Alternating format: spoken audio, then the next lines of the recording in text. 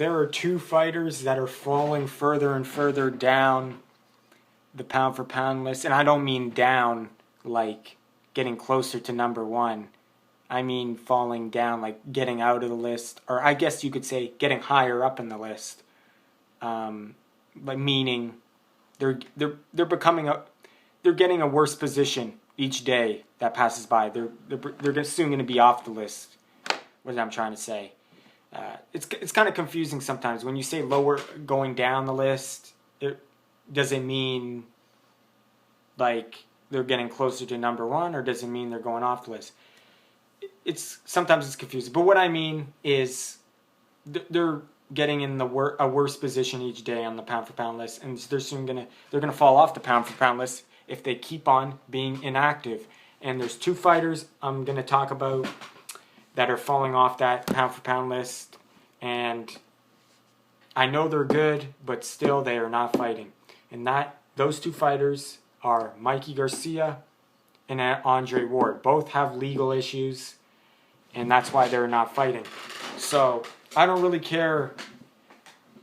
Like, I can't really put them really good on the list anymore. Like, and especially Andre Ward, because Mikey Garcia, he isn't a top 5 pound for pound fighter anyway, and he's not a top 10 pound for pound fighter anyway. So it really doesn't matter. He is falling further down the list, but it doesn't really matter as much because he isn't considered number 2 pound for pound by a lot of people like Andre Ward is. I think though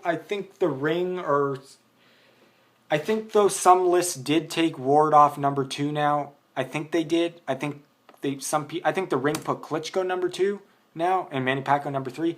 But I can type that in right now actually. Pound for pound boxers. Let's see here. But okay, yeah. They did put Andre Ward down to number 4 now. So that's good, but okay, I cannot actually I kind of made a mistake now because I thought, well, he's not number 2. Okay, so I can't complain about that. That's what I meant to say. I did make not a mistake, but I can't complain that he's not number 2 because he's not number 2 anymore. So, okay, they did the ring did a good decision by moving him down. But like I said, they had Andre Ward number 2 for so long when really I know he's good, but he just wasn't fighting. So I just couldn't put him there. But they did finally move him down on one of the official lists, the ring list, to number 4. But like I said, they're going to keep on falling down this list, and they're going to keep on getting in a worse position if they're not fighting. And then you got, like I said, you got Andre Ward. You got him calling out Gennady Golovkin, and then you got those fans saying, "Oh, I don't want to see Gennady Golovkin fight anyone but Andre Ward. Andre Ward's calling him out. Gennady Golovkin's ducking him." And, like, come on now. Gennady Golovkin hasn't cleaned out the middleweight division. Why is he going to move up to fight Andre Ward? Why doesn't Andre Ward fight Kovalev, move up to 175? That was his whole plan to begin with anyway. He wants to finish off his career at heavyweight. I highly doubt he will reach heavyweight and be undefeated. I highly doubt that. But, like I said, I could be wrong. Maybe the legal issues are that bad. I don't know what's going on behind the scenes for Andre Ward. So, but anyway, it would be impressive if Andre Ward did finish off his career as a heavyweight champion. That would be extremely impressive. I'll be surprised if he even moves up to 175 and beats all the competition there. But like I said, it doesn't matter who Andre Ward's calling out now. He's not fighting anyone. So really, he's calling out Triple G, but he has legal issues. He can't even fight anyone. He's not fighting anyone. So really, I can't take his word seriously because really he can't even fight right now. So I'm not like it's not Triple G's fault at all. And if I was in Triple G's camp, I wouldn't want Andre Ward right now anyway because he hasn't cleaned out the 160 division. You're not just going to hop divisions when you have unfinished business in the 160. Gennady Golovkin has to at least beat Cotto or Canelo or another champion, Jermaine Taylor, or he has to at least beat them before he decides to move up. And Gennady Golovkin even says that he wants to first clean out the 160-pound division. So you got two fighters falling down the list. Mikey Garcia. I can't put Mikey Garcia as a top 10 pound-for-pound fighter because the guy's not fighting. And will he ever... sure, he's beating good opponents, but he hasn't faced any elite opponents, really. And there was talks about him facing Manny Pacquiao at 140. Him face Terrence Crawford at 140. Those are very tough fights for him.